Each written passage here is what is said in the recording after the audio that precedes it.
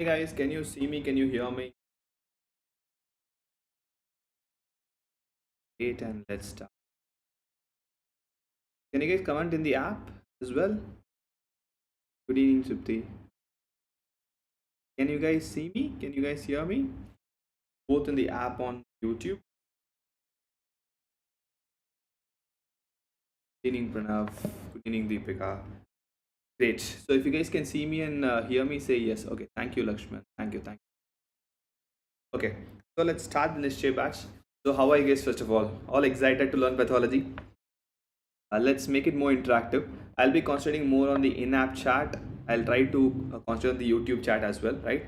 Okay, great. So first of all, amazing. Congrats for completing the first year of MBBS. So how was first year of MBBS? Good, bad, or ugly? How was it? Great, Suman. I'm great as well. Thank you. Good, bad, or ugly? I hope it should be good, right? It should be great. I think so. Fine. So now let's go to the second year. I'm sure you must have got an introduction of pathology lecture, microbiology lecture by Dr. Mamta. Roller coaster. That's a true answer, right?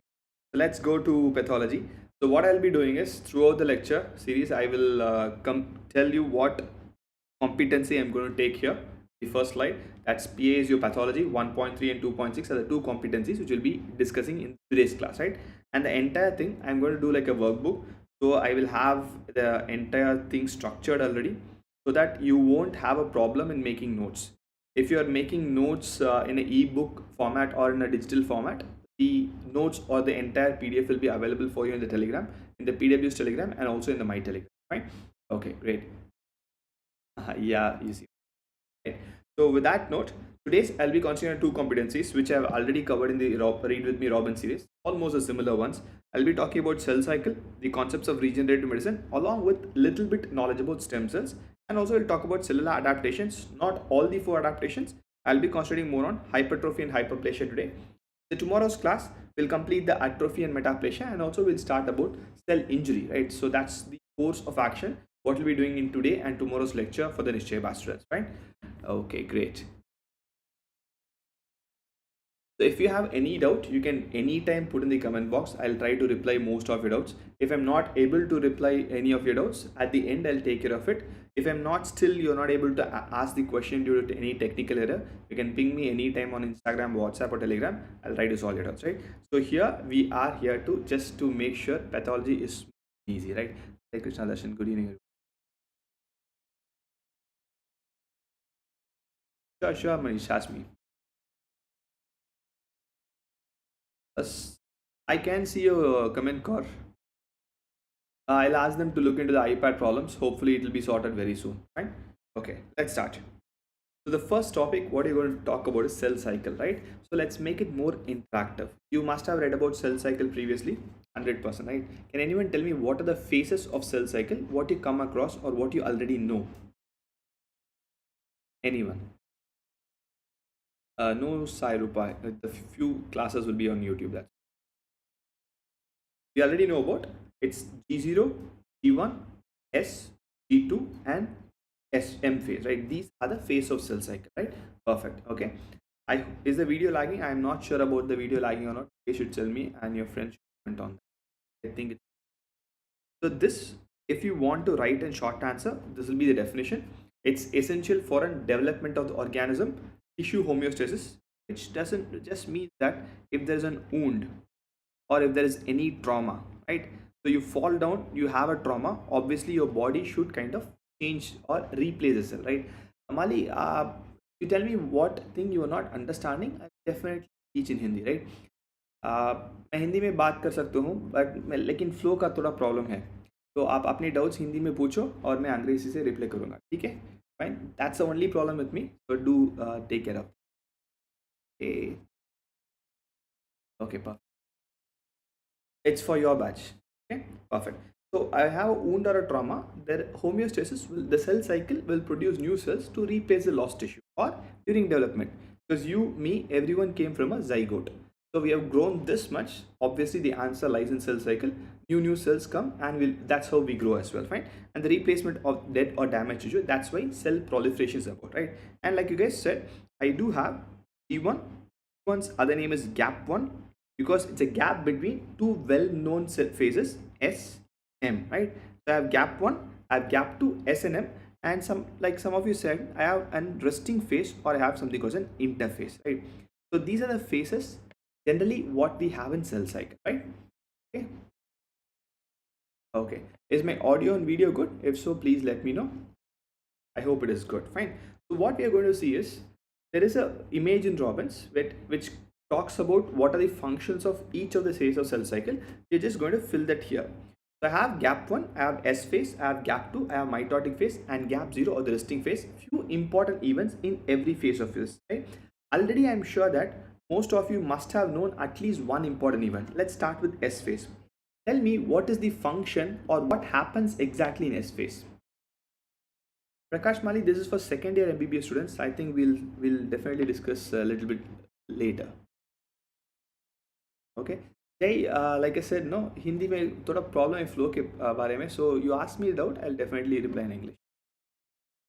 Perfect. Synthesis, right? Synthesis of genetic material, or I can say the chromosomes, entire chromosome what we have will undergo duplication. The same thing what you must have read in your biochemistry. Your single strand will be there and have a semi-quantitative replication of the DNA. That's what happens in the S phase, right? And M is not difficult for me to fill, which you already know. It's the mitosis phase, right? Obviously, your mitosis happens here. The entire cell divides into two new daughter cells, right? So I have mitotic phase and I have synthetic phase, right? Or S phase, right? So now if I know these two phases, I can easily write what happens before that, right? If I need to make sure my DNA should be duplicated or synthesized in S phase. So tell me, what do you think should happen in G1 phase? What do you think should happen in G1 phase? It's very simple, right? If S phase, the primary role is to make sure the DNA is going to get replicated, all the necessary things required will be taken care of by the G, right? Fine. So that will be taken care of by the G1 phase. All the necessary materials for the DNA division, the DNA, the protein, all the required synthesis will take place here. And one more thing, the centromeres. The centromere duplication, centrosomes duplication happens here. Okay. And your proteins required, the protein synthesis, all the things required for the DNA replication will happen in the gap 1 phase or the G1 phase, right? So I have formed the centrosomes, I have duplicated the centrosomes, I've got all the proteins required for the S phase to be ready, right? Now tell me, if I have a random cell in my body, let's assume that your skin cell, best example, histone definitely Karthik, right? A skin cell. Is there a possibility there can be some UV rays or any radiation which can cause mutation in the skin cell? Skin, my internal something, I'm eating very random foods. Is there a possibility some toxin can cause mutation to any cell in the body? Is that possible? Mutation is nothing but error in the DNA. It is definitely possible, right? So when this cell is going into S phase, can I say all the errors will be duplicated? Because in S phase, what I do is I replicate the DNA. That's all. I don't do anything. I have a copy. I make one more copy in S phase. That's what I do in S phase. So if I have an error in the G1 phase, it will automatically be replicated in S phase. Right? So in between, I do need one G1S gate. The gate, right? I have a checkpoint or a gate, or you can call it checkpoint. Checkpoint is more an appropriate term. I have a G1S checkpoint. The purpose of G1S checkpoint is to check for all the DNA or the pre-replicative errors. That's the ultimate role of a G1S checkpoint, right? So what happens here exactly is, in your biochemistry, have you come across nucleotide excision repair, mismatch repair, base excision repair, right? All of them are DNA repair mechanisms, right? So the DNA repair mechanisms will come into place here. So DNA repair will happen if any. If I have any mutation, my cell cycle will stop, correct the DNA so that I have a perfect DNA so that I can replicate. That's the purpose of G1S, right? So if G1S checkpoint has to happen, and this is the function of G1S checkpoint, tell me, should someone stop the cell cycle, or I can do this repair when the cell cycle is running? Should I stop it or should I not stop it? Definitely anyone has to stop it, right? Stopping is mandatory here, otherwise it cannot happen. It has to be stopped, right? So keep in mind here, I'll put a star here. All the cell cycle inhibitors will act on this place. I will stop the cell cycle so that I can correct any error, and if there is no error, I can go ahead, right? Perfect. So gap 2 is same. Like my gap 1, which helps for S phase, gap 2 is going to help for mitotic phase. Same. I'll make sure the protein synthesis happens. Here the protein might not be the DNA and RNA. Here the protein might be your mitotic spindles, which is required for mitosis, right? Whatever is required for mitosis will be created here and it will be made sure here, right? Abhishek, I'll put the workbook in the PW's Telegram as well as in my Telegram group. I'll share the link for you here. I can't share it. I'll put in the PW Telegram group, right? Follow them. So all the proteins required for my cell division or mitosis will definitely happen here, right? That's what is the function of gap 2 phase. It's again pre-mitotic phase. Again, now tell me, you must have read about, going back to your biochemistry, right? Medicine is beautifully linked. If you have a very decent first year or an average first year also, you know these important points. I will take that and will make sure we learn pathology and medicine beautifully. If you remember DNA replication, can anyone tell me, apart from helping in the elongation of DNA, what is the function of DNA polymerase, especially in eukaryotic DNA polymerase? Does it also have a proofreading activity? Is that statement right? A DNA polymerase, do they have a proofreading activity? They do, right? Perfect. So can I also say, when my chromosome duplication happens, right, is there a possibility there can be some errors? That's why I have a proofreading activity, right? If there's no error, I won't have proofreading activity, right? If you proofread anything in my world, will I be 100% correct or still I will make mistakes? I will make mistakes. So can I say DNA polymerase also will never be 100% correct? No one can be 100% correct in this world, neither you nor me, right? 720 on 720 is a fault in NEET UG. 100% correct should never happen. Errors will always happen. Then when there is a scope of improvement, right? So now what happens here is the errors after my synthesis will be taken care of by this our G2M checkpoint. The reason why I have a checkpoint here is replication will have errors. By default, replication will have errors, and I need to check this. This will take care of the post replicative errors. Why do I keep it here is, if there is an error and if I don't check it, I will divide them into two cells and both the daughter cells will have the same error, right? That is definitely a problem for me. So automatically this happens. Okay. Motion Zian, I'll definitely take care of that. I'll send it to the tech team for the issue. Okay. So G1S checkpoint have, G2M checkpoint have, same thing here. There should be someone who should stop the cell cycle after G2, check. If there is nothing happening, go to the mitotic phase. And G0 is nothing but a resting phase. So in G0 resting phase, I have two types of cells who will sit here. The first cell will be in a name called partial G0, and the second type of cell is something called permanent G0. Okay, you are going to tell me which cell will be there in permanent G0. Okay, tell me which cell. I'll come to it, Kumar. Very good question. I'll come to it for sure. Which cell will never divide in our body? Which cell will never divide in our body?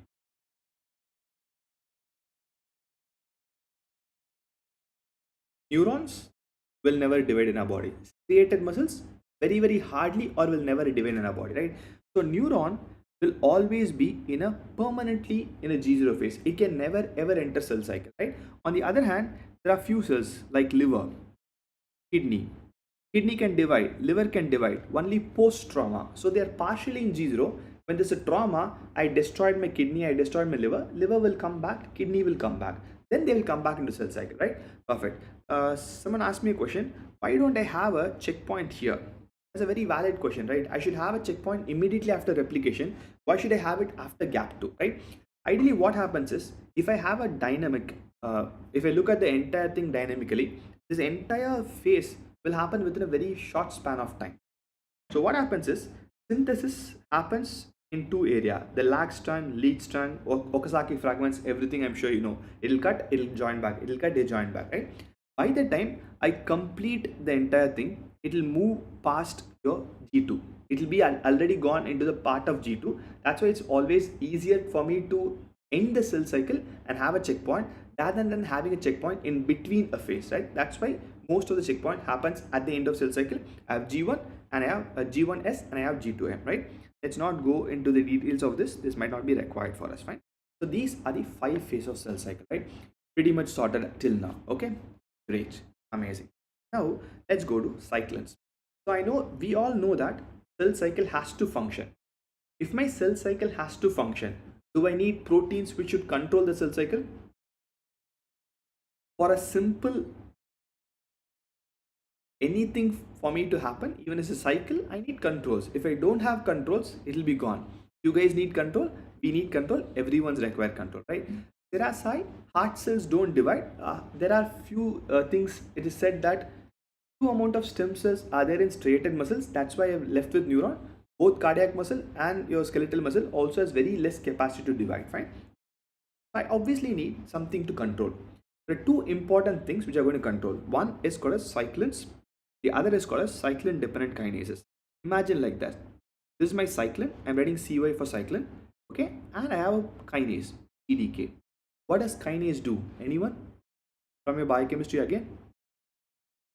What does kinase do? Prakash, you finish your first year of MBBS, come to second year. You said you are in a NEET aspirant, right? Prakash.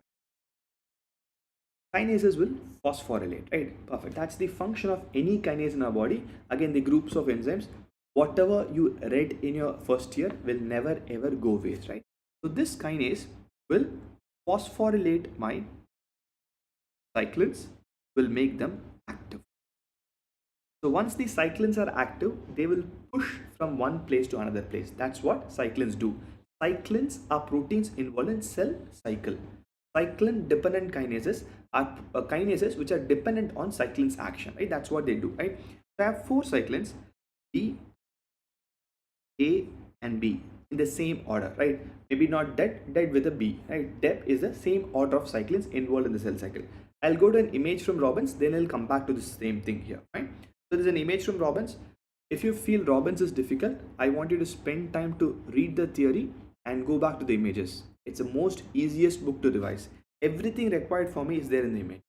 I have G1, I have S, I have G2, I have M, and I have checkpoints. Sorted whatever we read till now. Then I have cyclins. Cyclin D will be attached with CDK4, cyclin dependent kinase 4.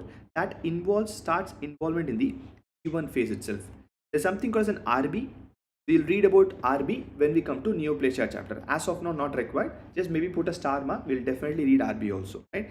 You will understand it much better when we go to neoplasia chapter, right? Then I have one more thing, cyclin D with cyclin dependent kinases, and also cyclin E with cyclin dependent kinase group. That's the order: D, E, A, and B.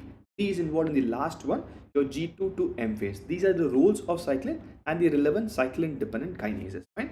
Let's go back here. Cyclin D will unite with cyclin dependent kinase 4 and 6, and it's involved in G1 and also G1S transition. That's the primary role of cyclin and cyclin dependent kinases, right? So cyclin E will bind with CDK2, and this will also be helpful in G1S transition. That's the main role of cyclin E and cyclin dependent kinase 2, right? Cyclin A has two guys, cyclin dependent kinase 2 and CDK1.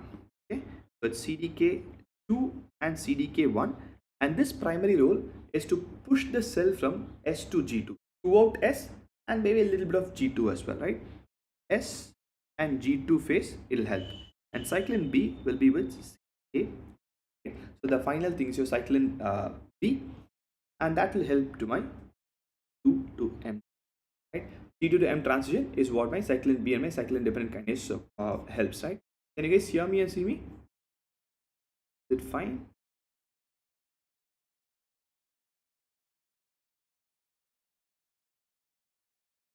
Okay, perfect. Great. So these are the functions of cyclins and cyclin dependent kinases, right? This order was once asked in an AIMS exam. That's the only reason I am telling the order, but in reality, this is not required at all. Abhishek, the biochemical role of cyclin is very simple. CDKs, right? I have an enzyme. See, if I have a protein which is going to push the cell cycle, if I don't have a check mechanism on this, it will keep on pushing the cell cycle from G1 to S, right? So imagine cyclin is a lock. Cyclin dependent kinase is the key. It will phosphorylate, make it active, and once I don't require cell division, make it inactive, and it moves outside, right? So this is the important guy, and your CDKs are the one which will activate them, inactivate them. The reason why I require this is, can I say when cyclin A is functioning, I should turn this guys off? Is that statement right, Abhishek? When cyclin A is functioning, I should definitely stop my cyclin D. So which means these guys, once they attach, activate, they will remove, right? So they become inactive. 4 and 6 are the isotopes of the enzyme, cyclin dependent kinases, right? Those are the isotopes of an enzyme, okay?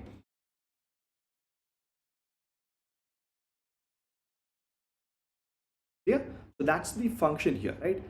G1 need not be control Komal. G1 is a phase. I'll do the phase. Once I have the G1 done, G1S is where I have the checkpoint. I'm running.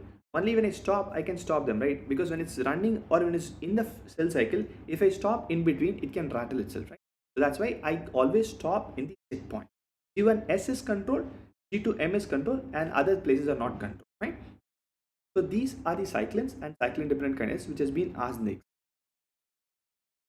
Uh, in proto-oncogene, cyclins are proto-oncogenes. Those are genes which help in the proliferation of cell cycle, right? We'll definitely read about proto-oncogene and tumor suppressor gene when we come to your neoplasia chapter, right?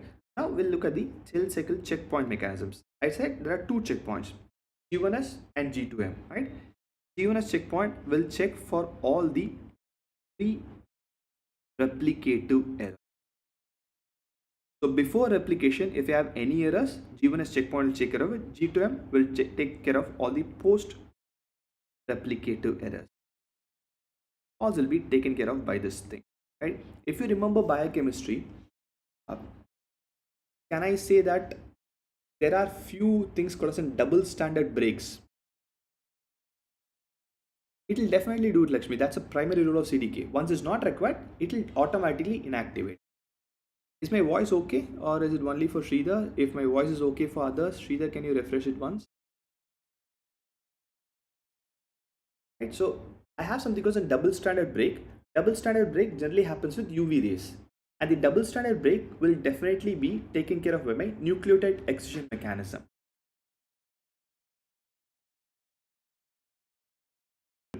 Happens more in the G2M checkpoint. That's how the checkpoints work. Fine. Fine. And for this checkpoints, again I require some cyclins to act on that. Based on the cyclin and few more things called retinoblastoma. Like I said, we'll read them sometimes later. Right? So we know a little bit about cyclins. We know a little bit about cyclin dependent kinases, right? And cell cycle. This is in short the entire functionality of cells. Now, like you guys said, I need to control them. So now we know about cyclins, we know about cyclin dependent kinases, and also we know about the phase of cell cycle. Tell me which is easy to control, or if I have to touch, or let's go back to your biochemistry, glycolases. I control the substrate or we control the enzyme. How does insulin control the glycolytic pathway? The substrate glucose 6-phosphate or the enzymes, pyruvate kinase or those enzymes? They always control the enzyme, right? Because enzymes are very easy to control, because I can activate, I can deactivate, I can activate and I can deactivate, right? Every time in every pathway what you read in the entire medicine, you can control and modify the enzymes much easier than the rest, right? When I have cell cycles, I obviously need to control, and the controls will always be on the case. I will not be able to control the rest.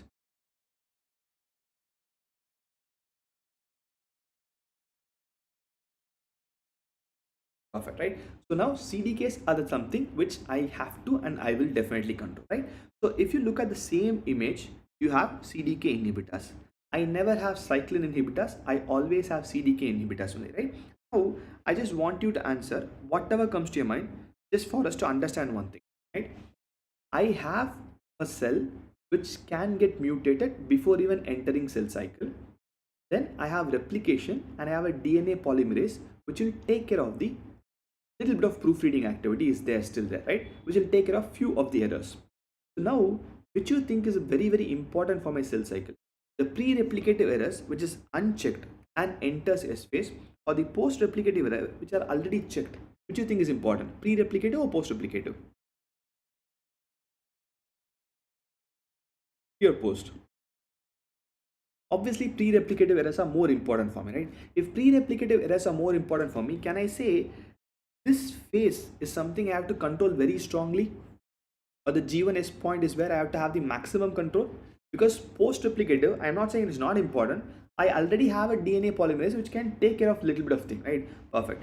So if I have to control this very strongly, which are the enzymes I should have maximum control on? CDK4, 6, 2, 1. Which of these?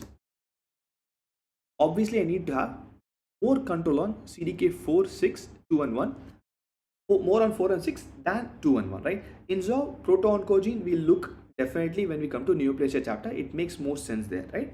So I have cyclin dependent kinase inhibitors, regulate the activity of CDKs and cyclins, and I have two groups of inhibitors.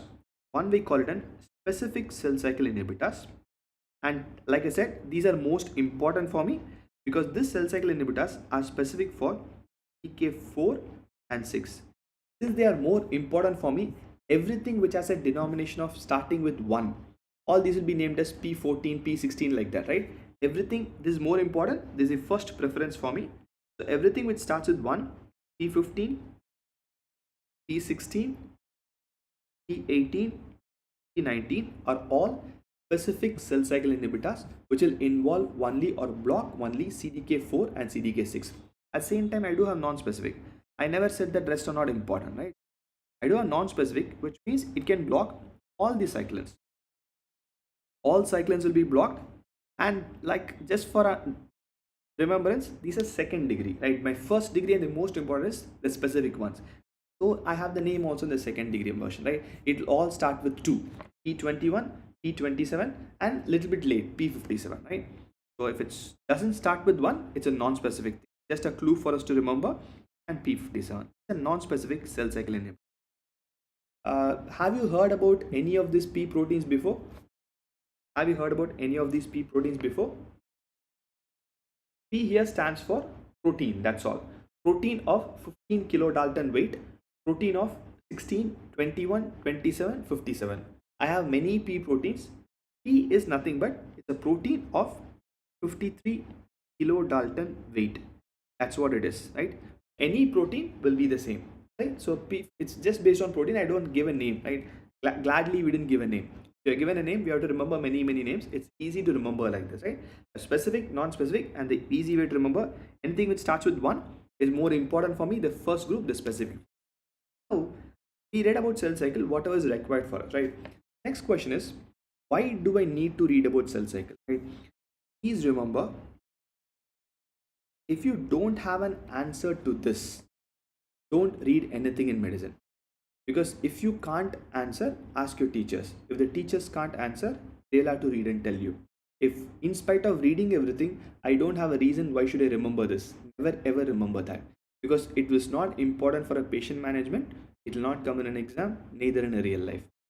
Facts are not important in 2023 and going forward. And ChatGPT is there, you can vomit out facts and also reasoning. Reasoning is very important for me, right? Abnormality, right?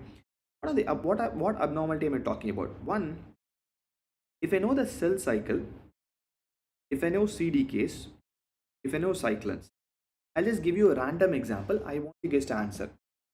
Cyclin dependent kinase is the one which activates the cyclins, pushes a cell from G1 to S or G to an M. So let's say I'm having a mutation which is making the CDKs always active. The cell cycle will be faster or slower? The CDK is the one which will turn on the cyclins, and I have an enzyme which is making them always active. It will become faster, right? Perfect. If it's faster, extremely high fast cell division, can I say I can have a tumor or a cancer? Is there a possibility? Definitely a possibility. Perfect. Now I'll reverse the thing. If I have a mutation in these proteins, P21, P16, P15, and this mutation is loss of function, I'm destroying these proteins, can I say that there'll be no one to inhibit cell cycle? In other words, can I say it will keep on functioning again? The same effect? The same effect, right? So there is a possibility for me.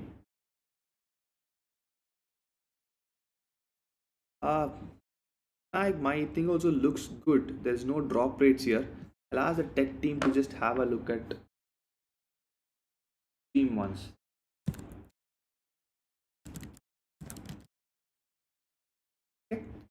right? So I have two possibilities. One, I can have mutations of CDKs, or I can have mutations of, I'm writing CDK inhibitors. CDK inhibitor is nothing but your P proteins, right? Perfect. Now listen carefully and answer. What mutation could happen this? Okay. What mutation could happen this? CDK, it should be gain of function mutation or loss of function mutation. I'm talking about the enzyme. It should be gain of function or loss of function. Krishna, I should think if you're a NEET aspirant, go back to your physics, chemistry, biology. Let's go back here.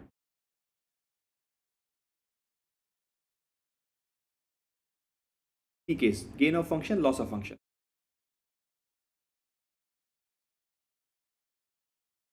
CDK should be, no, CDK is in cyclin dependent kinase. It should always be active, right?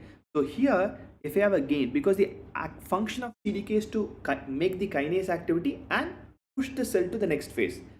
This should be loss of function. If I have a loss of cyclin dependent kinase inhibitors, cell cycle goes faster.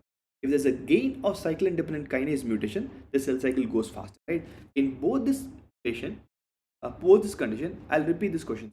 In both this condition, there's a possibility of us to have cancer or a tumor, right? So there are two types of mutations. One, the mutation is going to make the cell or the protein function more. Second, the mutation is going to make the protein function less. That is gain of function, loss of function, right? So kinase, what's the function of kinase? Sumant and Karthik, what's the function of kinase?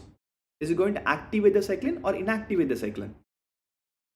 It will phosphorylate and activate the cyclin, right? So activation of cyclin will push the cell from one phase to another, right? So if I have a gain of function mutation, means it's going to make the cyclins more active. When it becomes more active, so can I say the cell cycle will be faster and has cancer? That's what I meant by gain of function mutation, right? On the other hand, cell cycle inhibitors, the P15, P16 proteins, the job of cell cycle inhibitor is to stop it, stop the cell cycle. So if I have loss of P16, there's no one to stop. It will be more active and results in a cancer, right? Got it, Sumant and Karthik? Got it? Fine, great. So this is a possibility for me. I need to remember that, right? Second reason why I need to know about cell cycle is the cell cycle is involved in wound healing. Cell cycle has lots of proteins involved, right? So if I know, okay, this cell can divide, this cell cannot divide, I can predict the wound damage, right? So cell cycle and wound healing are very, very interlinked. I'll give you a simple example. We have a type of cell called an labile cell. Labile cell is something which is always in cell cycle, which means a cell which will keep on dividing every single day. Can you tell me any one cell which can keep on dividing every single day? Lakshman, specificus inhibits only two enzymes. Non-specificus can inhibit everything. Skin, right? Perfect. So if I know skin is always in cell cycle, can I say healing of skin will be faster or slower? Faster, right? Karthik said mucosa, absolutely faster, right? How many of you have bit your tongue, lips? It will heal very fast because any cell which is in labile phase will automatically heal faster. It will heal without any trauma. You must have definitely bit your lips or your buccal mucosa when you eat food fastly, right? It heal very fast because the cell is in labile phase. I can exactly tell when I do this surgery, I can expect the outcome. On the other hand, they have a heart attack. Do you think the cell will heal? Heart attack is a cardiac muscle fiber which is in permanent phase or permanently G0 phase. It will never heal. That's why I have a problem. When I have a stroke, the CNS, will it heal?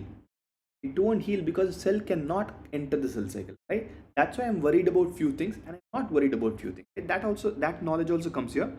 And there's a permanently divided cell, like your neuron and to little bit your skeletal muscle. Striated muscle, not just skeleton, any striated muscle, it will always end up in having a scar because it will not heal, right? So you can easily predict it. Yes, Lakshman, both can.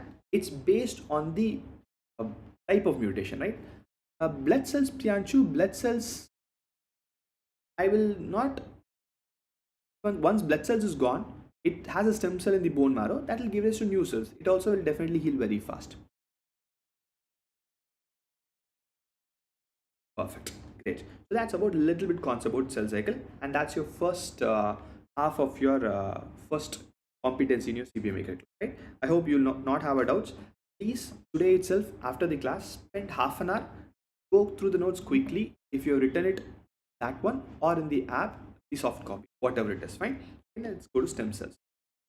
So if there is any doubt in cell cycle, put in the comment box. I'll try to reply. If there is no more doubts, we can go to the next one, stem cells, fine. Stem cells. Tell me what you know about stem cells. First, let's take your knowledge and we'll look at this. Great, Sanjit. Anything is fine. What is stem cell? Anything what comes to your mind about stem cell? If you don't know anything, you say don't know. Mother cell, right? That's an amazing name. Which slide, Lakshman? This is my first slide. Gives origin to cells, cells, primitive cells, rapidly dividing cells, pluripotent in nature. Pluripotent is a very important and interesting term. We'll look at pluripotency. Working mechanism of cell cycle check. Okay, perfect. Great examples or great definitions of whatever you know about cell. Now let's have a look at it. Sanj, there is a possibility to comment in the app. Look into it. Refresh the app once. I think it might be fine. Okay, Yash, this is especially for you.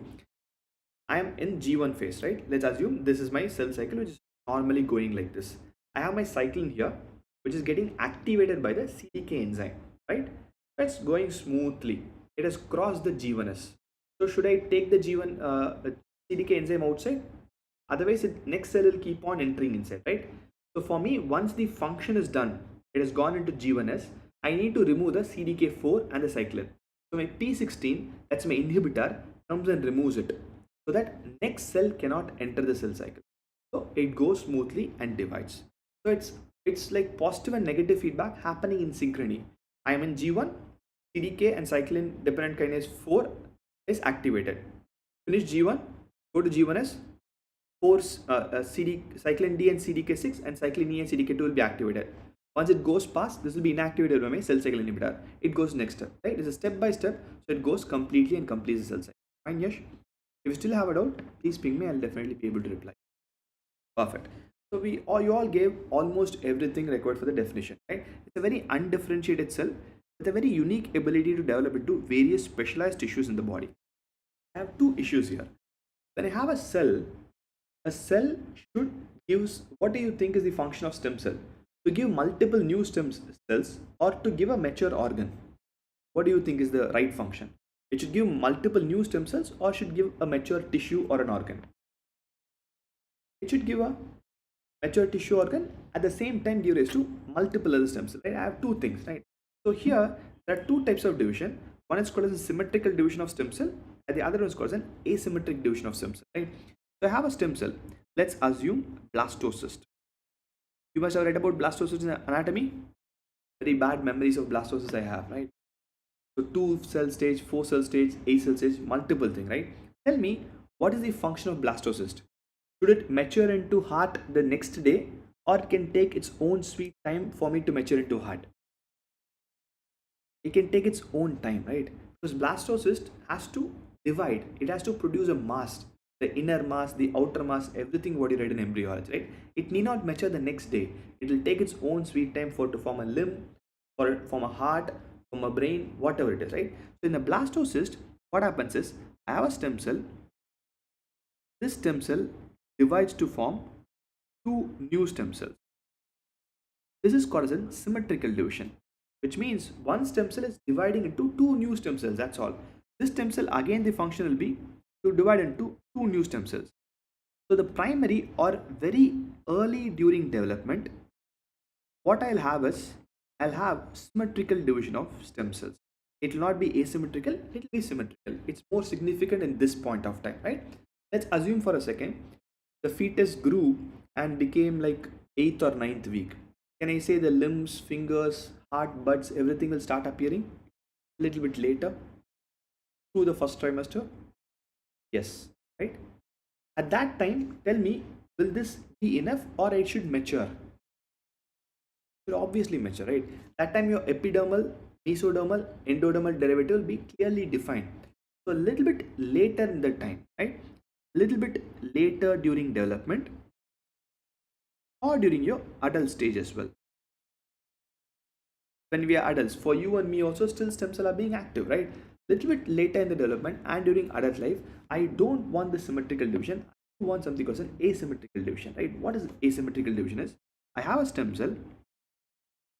This stem cell will mature. If it's only matures, is it enough? Because your stem cell divides and becomes mature, is it enough? Because I lose the stem cell pool, right? Yes, Bibik, if I'm starting from the ground zero. It's an amazing mark, Ashwini. Not enough for me, right? Other one will still become a stem. Because if it matures, what will happen? I will lose the stem cell pool, right? I need to mature, at the same time I need to preserve the stem cell, right? So there are two things. One becomes a mature, the second division becomes stem cell. That's asymmetric. Asymmetric means it's not the same, that's all. I don't always only mature in adult stage. I mature and also I give rise to a stem cell pool. Again I mature, again I give rise to a stem cell. This happens in the later stage of development or during adult life, right? There are two types of division of stem cell. One is symmetric, one is asymmetric, right? Someone said pluripotent. Oh, only one potency. There are many multiple potency. Totipotency, a pluripotency, a multipotency, I have uni, right? We'll go with uni. What does uni mean? What do you think about uni? One example of uni. What does uni generally mean?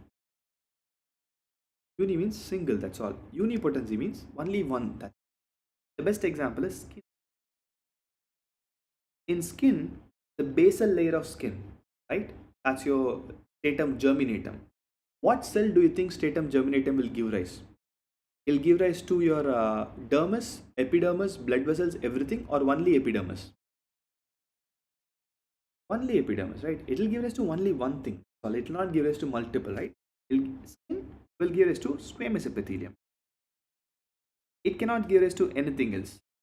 My GI epithelium can give rise to columnar epithelium. That's all. It's single. It will give rise to only epidermis. That's unipotency. It can produce till you are alive new epidermal cells. Right? Perfect. Right.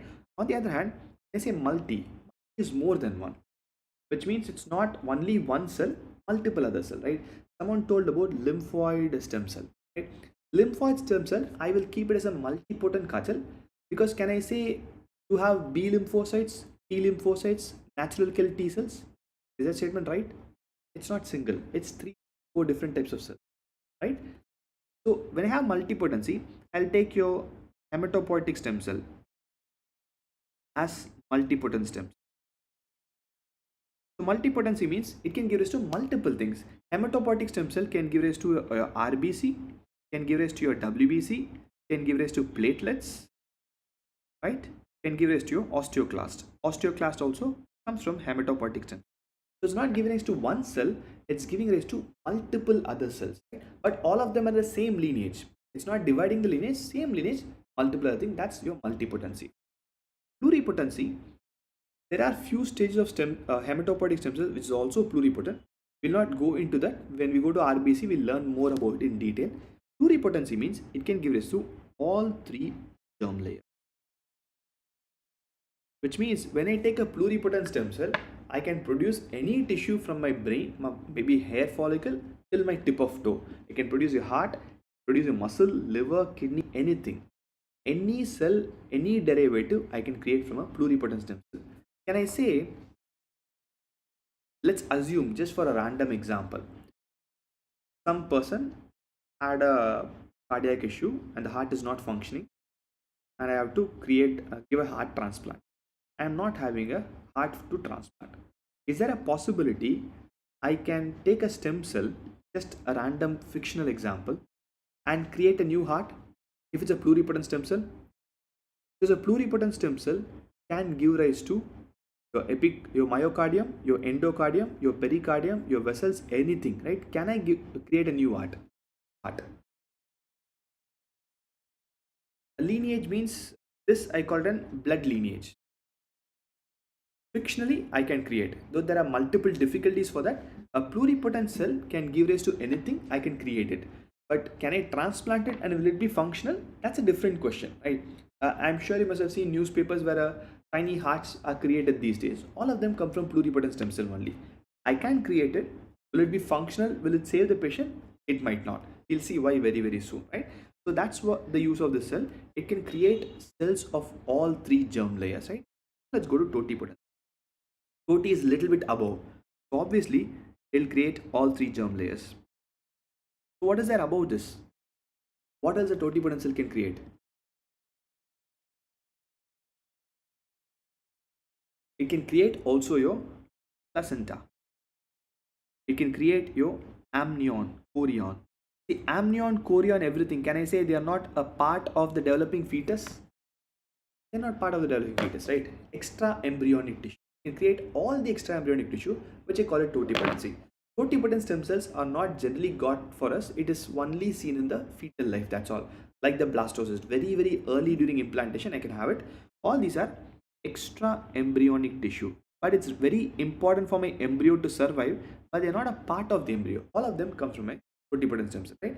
So stem cells have 4 different types of potency. This can come in a viva. If you answer very good for pluri multi, they may ask what's the difference between toti and multi, right? Toti can create all 3 germ cells. Total, in total is toti, right? And also extra embryonic tissue. Pluri is only 3 germ cell. Multi is 1 lineage. This is blood lineage. If I take mesenchymal stem cell, we'll talk about that. It will give rise to all the stem cells in the mesenchymal lineage. Same, unipotent means only one thing. There are different types of potencies of, right? So, what are the types or subcategories of? What is that, Sutar? DPP nodes, PDF nodes. So we have embryonic stem cell, we have adult tissue stem cell. Embryonic stem cell, it's something which is seen during the fetal stage or the embryo stage, and they have to be totipotent, or a little bit later could be a pluripotent stem cell. This is not much important for me because there is no way I can take the embryonic stem cell. Like pluri means multiple, multi and pluri is more or less the same definition. So I need not remember this much, but everyone knows here we all came from a stem cell only. That's my embryonic stem cell during my development. The only thing is you can write here, this is the only stem cell which can have both symmetric and asymmetric cell division. Rest every adult stem cell are always asymmetric cell division only, but this stem cell can have both symmetric and asymmetric cell division based on the time of action. If it's very early during embryonic stage, symmetric, little bit later asymmetric. Now let's go to adult tissue stem. I'm going to give you 3 different examples of adult tissue stem cells. Few stem cells which are unipotent and few stem cells which are multipotent, because this can give rise to more than one, right? Let's go to the multipotent first. Unipotents are very easy, right? Hematopoietic stem cell, most of the time they are multipotent because, like we already know, they can give rise to all these cells in blood lineage. I'm just going to ask you a random question. Let's assume I took your hematopoietic stem cell. Multi means of same lineage. Pluri is obviously the all 3 germ cells. I just said about the term name alone, multi and pluri. Multipotency, like you said, Tanmay, you are right, absolutely right.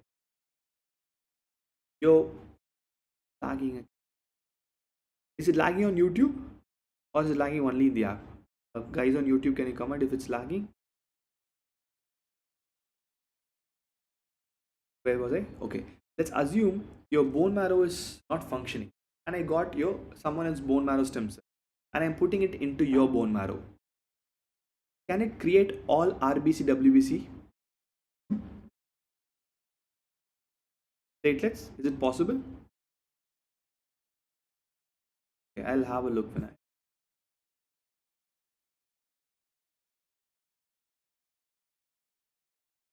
It's possible, right? Perfect.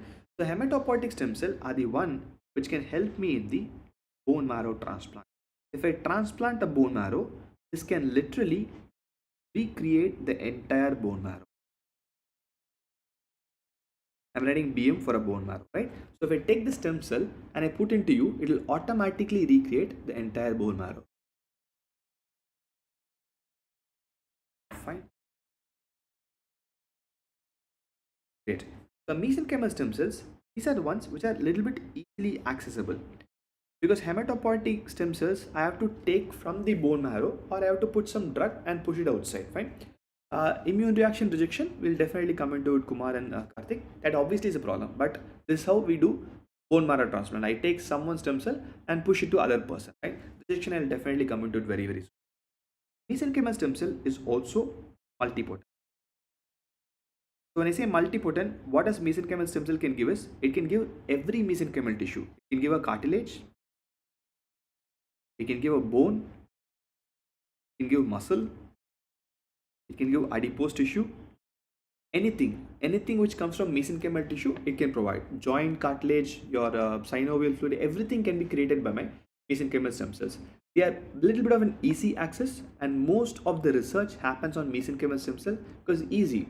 If I'm just going to take your little bit of fat and say I'm going to do it for research, every human being in the world will say okay, because fat is in abundance, right? The problem is less fat.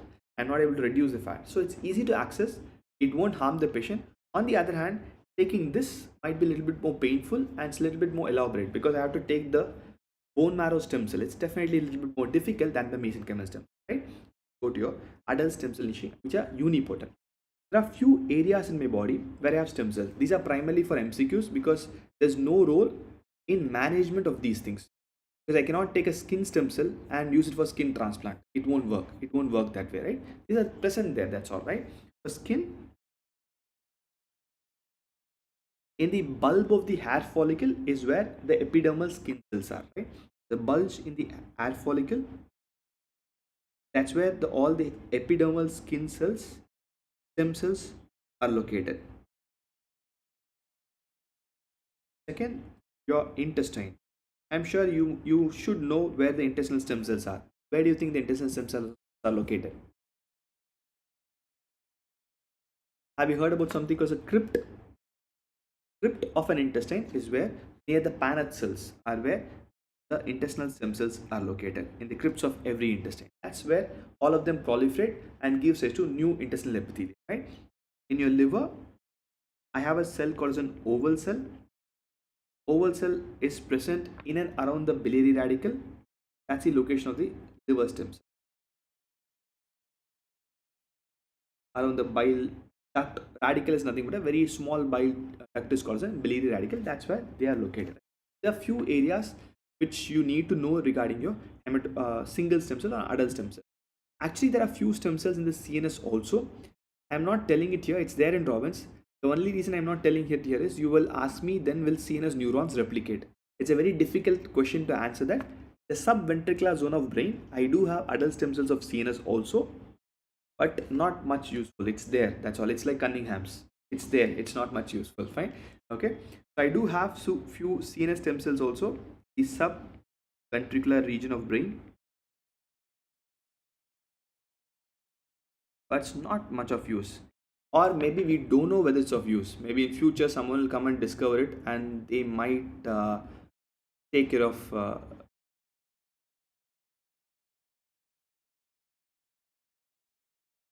right. So these are few adult stem cell niche, right? We know about stem cells, the different types of stem cells, the divisions of stem cells, so we know a little bit about the location and the other things about stem cells. And now our question is regenerative medicine. Like I said, if it's not applicable, it is not useful. I need to apply. If I don't apply something in medicine, whatever you read in 4 years of MBBS, don't remember. It will not come in your question, MCQ, Viva, or in real life. You apply, right? I know the concept of stem cell. The application is very simple. It can regenerate any tissue what is required for me. Whatever tissues I have, it can definitely regenerate. Like example I gave, I can create a new heart, I can create a new kidney, and I can put it, fine. Okay. Cosmid notes PW Telegram channel as well as in the app in the Nishchay Batch. Like an example I gave, I am writing BM transplant for bone marrow transplant. I can definitely do this. I have a problem. The problem is two things. One is functional integration. I'll tell you what do you mean by functional. Let's assume I have created few cardiac muscle fibers. Great, Alad. Let's assume there's a heart, great heart. Assume it's this part of the heart was dead due to myocardial infarction. It's a random example. And I need to replace this. I created a stem cell, the lab, I created a muscle fiber, I need to replace it, right? I have produced it also. I have produced a new muscle fiber. I am doing a surgery, I am putting this tissue here. I am putting this tissue here. Tell me, how will I unite bundle of this Purkinje fibers, SA node, AV node, vessels? Can I integrate it smoothly or it will be difficult?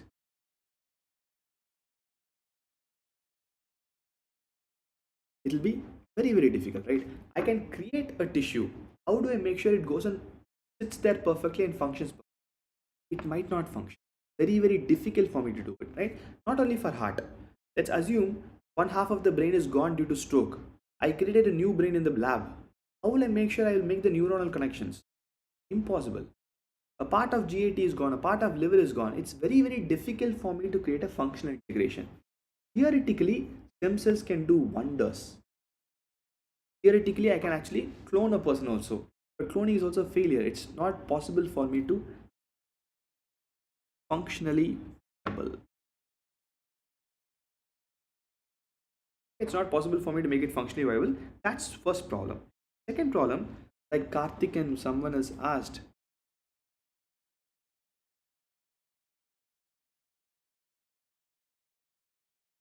if it's lagging a lot in the app, can you just switch for YouTube for some second? They do have Vinayak. I just gave an example, that's all. Just an example. For me, any tissue for me, functional integration is very, very difficult for me to do. Right? Second problem is, like someone asked me, let's assume I had a problem in my bone marrow, some random problem, my bone marrow was destroyed. I need a transplant. I take from you. Will I have a rejection? Because your immune system and my immune system is not the same, right? It's not the same. Obviously, problem is rejection is definitely a problem because of immune mismatch, right? Or in other words, have you heard about something called an HLA or an MHC complex? If not, you will read them in microbiology. These are the reasons for mismatch. These are the reasons for rejection, right? This is definitely a problem. Though I create a beautiful bone marrow, I give it to you, your body will reject it because it's not yours, it's someone else's, right? So how do I take care of this? There's a problem statement and I need an answer for this, right? One of the answers came from a genetic modification called an induced pluripotent stem cells. So what do you understand by the term induced? What do you know by the term induced? Induced means created in the lab or created from the body? Induced. It's created in the lab, right? It's modified or something made in the lab. I'm inducing something and I'm doing a modification of a cell, right? So what I do in induced pluripotent stem cell is I take any tissue from the body. Mostly the example which will be given in your Robbins is fibroblast. But I can take any tissue. Fibroblast is where they did it first because it's a little bit of a more stable tissue and easy to get. Fine. I take a fibroblast into a petri dish. Let's assume there's a fibroblast. So to this fibroblast, I'm adding few genes. Can I say stem cell property is also based on genetics? Now you ask me what question is at the end, I'll definitely explain. It's also due to genetics, right? So what I do is I add a few genes which give stemness to a cell. There are few genes which gives a stemness to a cell. One example is MYC gene. When this gene is active, a cell acts like a stem cell. So I add this gene into this fibroblast and this addition will make them pluripotent, not multipotent. If it makes them multipotent, it's not good enough for me, right? It can create only skin. If it makes them pluripotent, what can they create? They can create anything in my body, right? Once I make it pluripotent, that's why we have the term induced pluripotent stems, right? I make them pluripotent. Full form for RDT, I might be a little bit dumb in asking that, but still, I make them pluripotent, and then this can give rise to any body. So now I'm going to ask you a question. Same question. My bone marrow is not functioning. Right? My bone marrow is not functioning. I took my fibroblast, added a gene, made them pluripotent, and gave it back into my body, into the bone marrow to produce RBC, WBC. This is my cell. Will I have an immunity problem here? Recombinant DNA technology. Okay. See, recombinant DNA technology, the same thing, the ligase, everything, it's the same way, but a little bit of modification. Something are vector dependent, something are non-vector dependent. I won't have a problem of immunity, right? This solves one issue, but still, is this solved? This is not solved. I can create a tissue without immune rejection because it's my own tissue, right? But I still cannot solve the functional integration part. Functional integration is still there. I still have a problem. Even on today, I can create a stem cell, except for few areas, it's not functioning properly. I can create, I can do some extent, but I cannot create wonders like what we imagine. Maybe in future, we'll be able to do, right? This induced pluripotent stem cell will circumvent rejection. There'll be no cellular rejection here because I am taking from the same person. MVC के ऊपर there are genes which give stemness to a cell, and one of the genes is MYC. Just for an example, right? Okay, so these are about stem cells. So we know about stem cells definition. We had the property of stem cells, symmetric, asymmetric division. We know the potencies of stem cells, different types of stem cells, and the function of stem cells, and also about induced pluripotent stem cells. Okay, now let's go to cellular adaptation. So these two topics are replacing a whole heart is theoretically very easy. But tell me, when can I take a patient's heart? Only when they are brain dead, right? A person should be brain dead but have a completely viable body, and I should be able to remove the heart before the entire body dies, and the patient's attendant should give consent. It's very easy to tell it, but it's very, very difficult to do it. Right? I'll take care of it along next time for sure. That's why kidney transplant is not like that. I have two kidneys, I can donate one kidney. Liver, I can cut and give the other half. Heart is very, very difficult because of multiple problems, emotional as well as scientific problems. That's why it's a problem. That's why it's not very easy. But still, if I can get a cardiac transplant, great. And cardiac transplant also have the same problem of rejection. That's why we look for other alternatives which are easier to do it. So whatever we saw, first two things, and the first unit of Robbins, cell and the unit of health. The last few pages is what is required from a CPMA curriculum, right? Let's go to the first chapter 2 in Robbins, which is cell injury and the other things. Komal, I'm going to ask you a question. Did you read about Valerian degeneration and regeneration in your first year, physiology? You must have, right? Definitely must have. A nerve to grow for 1 centimeter, it may take months or years, one single nerve. If you have to cut the brain and unite in other person's brain, how long do you think it will take for it to join back?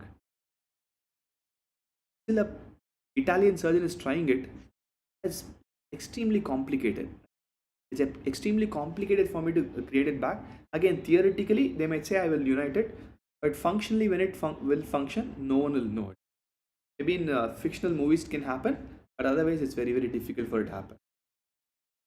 Yeah, a guy is trying. Hopefully the guy will not succeed. I pray to God or nature, whatever it is, it shouldn't succeed, right? If it succeeds, no politician in the world will die. Take the brain, put and keep in some other body, keep on living forever. Whereas functional integrity means I have a cell, I have a heart. How do I make this cell, cardiac cell, go into the heart and function? That's functional integrity. The Nishchay Batch is more than enough. I don't think it will happen, Vinayak.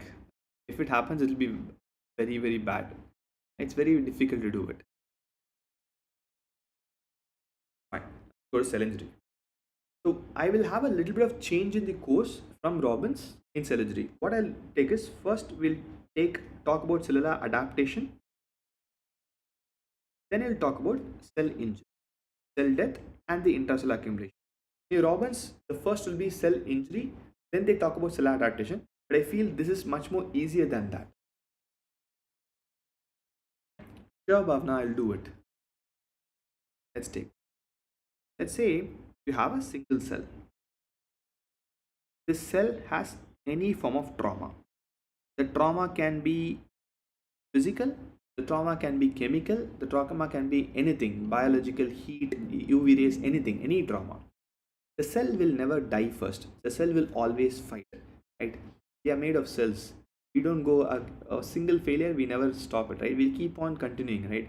Anatomy, physiology, biochemistry, if that cannot stop you guys to go to second year, nothing else in the world can stop you, right? Whenever there is a hurdle, we move forward. We got the capacity from each and every cells of our body, more than 1 trillion cells in our body. That's what we are moving forward, right? So I have a cell, have any sorts of trauma, my cell will adapt. It will automatically adapt. It will come back to normal.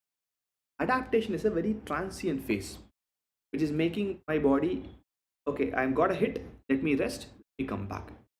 If it's not happening, yeah, search you. If it's not happening, if the trauma persists, again and again and again I'm having trauma, the cell will have an injury. In the cell injury also, there is an initial phase called a reversible phase of cell injury. Again, I'll try to come back to normal. The reversible phase, right? Then again, if the trauma persists, then only I'll come back to irreversible phase of, or irreversible in the words, cell death. The cell dies. Ultimately, cell dies if it's not able to withstand the trauma, right? This is what happens to every cell in the body, right? Okay. Just about stem cells, different types, and the function and the use in regenerative medicine. So, I always like to link medicine to real life. You live for 20 years, you know more medicine than what your Harrison says. The only thing is you're not looking at the right places. If you look at the right places, we can definitely recreate medicine the best way possible. We can definitely create it inside. The problem is it will function like a heart outside. How do I take a chunk of heart muscle in the lab and put it to the Purkinje fibers exactly? That's difficult, right? That's very, very difficult. That's why we are not able to do it at that level of intricacies. We are still failing it. Now, let's have a same look. How many of you been to any colder place of the country or the world? Have you been to Jammu or any place where it snows? You must have been. If you're in the northern half of a country, you must have seen temperatures of like 2, 3, 4, even sometimes minus, right? Okay. So if you've been there, can I say by default you should have a glove or a jacket? It's must. You cannot go and say that I am very strong and healthy. I'll go and put my hand or foot into the snow. Can't say that. You need that. That is adaptation. Because your cell wants that. Cell wants warmth, right? It needs warmth. Let's assume, great. So Vinayak is minus in Shimla. Vinayak, tell me, if you're not having a glove at -6, put your foot or your hand outside 1 hour, 2 hour. Will you have frostbite? It'll be gone.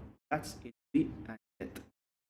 My cell will adapt to some extent, but if you're going to torture your cell more and more and more, it'll definitely die, right? This is a cycle of everything, not just here, right? Same example. Leave cell, first year exam, right? Last 2 months, read the entire subject, adaptation. If you don't read cell injury and cell death, right? I touch wood, nothing happened for you guys, but the same thing happens in real life also, right? Now, tell me, this entire adaptation, that's what we're going to read first. Is it reversible or irreversible? Totally reversible. Same example. Do you think after your first year exam you read or you enjoyed? You enjoy. No adaptation in life can be irreversible. Adaptation means it will have to come back to normal. So whatever we read in the term adaptation, it will automatically come back to the normal state. You cannot always be in the hype state. You have to come back to the normal state. That's how every adaptation, right? Perfect. When you take any adaptation, I have 4 adaptation: hyperplasia, hypertrophy, I'll go in the same order in Robbins so that it don't get confused. Hypertrophy, hyperplasia, aplasia, atrophy. So these are four things, four cellular adaptations, and all these four cellular adaptations will come back to normal if the stimulus or the trauma is removed. If it's not, it'll go in the same way. The exam got over, you came back. Thanks to NMC, they conducted in the normal time. If they're not conducting it, getting postponed, like your seniors for EPG, will keep on reading, adapting till it happens, right?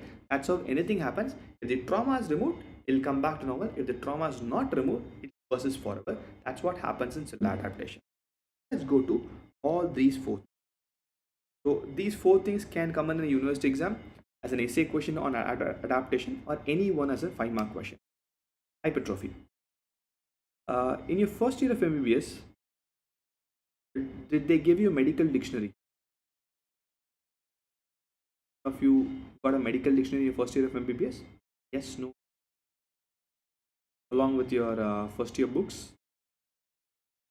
Do you guys have it? They didn't give you medical dictionary? Bad. Okay. Medical dictionary, if you don't have it, there's a medical dictionary called as Stedman's Medical Dictionary. That's a very good medical dictionary. Right? Any medical dictionary. Get it. If it's somewhere in your attic, get it. Read every day 3-4 letters. Just 3-4 words. It's very, very important. Because the only problem is medicine is not in English. Medicine is in Greek and Latin. That's why I'm struggling to understand. If it's in a language which I can understand a little bit, verb. Very, very easy. The medical dictionary will convert Greek and Latin into English, something which we can understand. Though it's not our mother tongue, decent knowledge is there. We can definitely take care of that, right? If you have a medical dictionary, go read every day 4-5 words. If you don't have a medical dictionary, download a medical dictionary online and read 4-5 words. Because it's a word play. It's a simple word play. Right? Get the dictionary, you'll have many more things. Simple wordplay. What do you think by meta? Facebook has given us a clue as well. What is meta? Change. Plasia. Growth. Metaplasia is change in growth. Why should I memorize? That's all right. That's it. Metaplasia is change in growth. Change in one cell type to another cell type is called as a metaplasia. Hyperplasia, growth. Hypertrophy is size. So change in size is hypertrophy, change in cell is hyperplasia, increase in cell is hyperplasia, increase in growth is metaplasia. Right? That's all. Trophy is size. What does A mean? Absence or reduced. Atrophy is reduced size. So whatever you need to learn in medicine will be in the terms. If you understand the terms, medicine is a child. Very, very simple. You need not worry at all. Only problem is medicine is not in a language which we understand, right? That's sad. Which country do you think has maximum Nobel Prize in physiology and medicine? The maximum Nobel Prize in physiology and medicine, most of them goes to Jews. That's the statistics. Not that Jews are intelligent. Jews can understand Greek and Latin. I cannot understand Greek and Latin. I memorize for the sake of an exam. Memorize for the sake of the exam. The fun of medicine. Medicine is amazing. Let's learn and become greater than them, right? Because the only thing is they have an advantage of writing it in Greek and Latin. Hopefully we'll create a medicine textbook in our language. Make sure they come to our country and read that, right?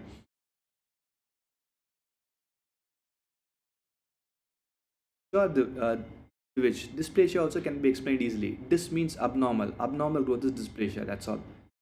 Dysphagia, abnormality in swallowing. Dyspnea, abnormality in breathing. Dysmenorrhea, abnormality in menstruation. Dysplasia, abnormal growth. Very simple. Read whatever you want to know if you understand it. Most of the meanings, what comes in your books, will be from it. There are few things which you cannot explain, right? But most of the things you can definitely explain. And please, if you have a medical history, go back to that. Let's get the Nobel Prize, right? Why should always they have the fun, right? Also get the Nobel. We'll also have it. Very simple. How many of you are Harry Potter fans here? Sorry to digress from the. How many of you are Harry Potter fans? Any of you guys? No one. Great. Harry Potter. Harry Potter, sorry, if I offend you, sorry. Harry Potter is a fictional character of a guy who's flying on broomstick. If you can enjoy Harry Potter, you have to enjoy medicine. Because it's about me, about you, about the human race, right? If you can enjoy a guy flying in a broomstick, and if you don't enjoy medicine, the only reason is you are not understanding medicine, or J.K. Rowling has not written our textbooks. So J.K. Rowling should write our textbooks. If she writes, maybe it will become great. Now, back to our hypertrophy, right? Hypertrophy, as the name says, it's increase in the size of the cell, resulting in increase in the size of the affected organ. So which cells can undergo hypertrophy? There are two types of cells in my body. One is a cell which can divide. One is a cell which cannot divide. Both of them can undergo hypertrophy because hypertrophy does not require replication. Both of them, right? Cell types, a cell which can divide and a cell which can't divide. In other words, every single cell in my body can undergo hypertrophy. Both of them, right? Muscles definitely they can undergo hypertrophy. Right? That's how what happens in hypertrophy. Right? So look at the mechanism of hypertrophy. Someone said muscles. Who is that? Kumar. Okay. Muscle is increasing in size. Or let's leave the muscle. Let's take a muscle cell. Let's assume a cell is like this. And this cell has to become big. Tell me what will make this cell big? The increase in the size of the nucleus or increase in size of the cytoplasm? What do you think will make the cell big? Nucleus or cytoplasm? Definitely the cytoplasm, right? Because nucleus cannot become so big, it has to be the cytoplasm, right? If you remember your first year or even your 12th standard, cytoplasm has DNA, RNA or proteins? Cytoplasm has proteins. In other words, can I say I need more proteins to make the cell big? Makes sense, right? What do bodybuilders eat? Proteins. Because my body needs to increase the cell mass, so it needs proteins by default. So I'm putting proteins in the mouth. That is indirectly increasing the cellular proteins, right? In other words, what happens in the hypertrophies? I do have a DNA that's still the same and normal. It is converted more into mRNA, which means the process of transcription and translation becomes more. The DNA is more active. That's all. Still indirectly increase the protein content of. So once the protein increases, that's obviously in the cytoplasm. My nucleus is still there. I'll have more and more amount of cytoplasmic. That makes the cell big. The cell becomes more big. Obviously, undoubtedly, the organ also becomes big. That's the mechanism of. I have two examples. One is physiological hypertrophy. The other one is pathological hypertrophy. And two stimulus or two reasons why this hypertrophy happens, right? Let's go with the same example of our said muscle. When do you think muscle becomes bigger? When you use it. In other words, when you lift weight, that's a demand. When I lift more dumbbells, obviously the bicep becomes bigger. That's rocket science in that, right? Functional demand. Whenever there is more work done, there is an increase in the size. And this is very suitable for a muscle. In other words, I can write skeletal muscle. Can you increase a smooth muscle by lifting weights? Cannot. Skeletal muscle is the one, or the straight muscle is the one which is there in the muscle, the physiological hypertrophy. It's not the smooth. In smooth muscle, tell any one organ when you have smooth muscles. One organ which comes to your mind. Skeletal muscle, straight muscle is the one which is based on the functional requirement or the need. Any one organ with smooth muscle. Uterus. Stomach has smooth muscle. Definitely, right? Entire GIT has smooth muscle. Can I take uterus also? Yes, because I cannot increase the stomach. How much ever you eat, it cannot increase. It will dilate. It will not become thicker, right? I'll take uterus because uterus can undergo hypertrophy in two reasons. One, the fetus. Increase in the weight of the fetus. That obviously will give a stimulus for me. At the same time, one more thing which can happen is the hormone, the estrogen. Estrogen automatically, the circulation and anything, the hormone ideally will end up in increasing the size of the uterus, right? So this both will cause uterine muscle hypertrophy. So it's either the functional need or the hormonal stimulation which can happen. Bladder also can undergo hypertrophy, right?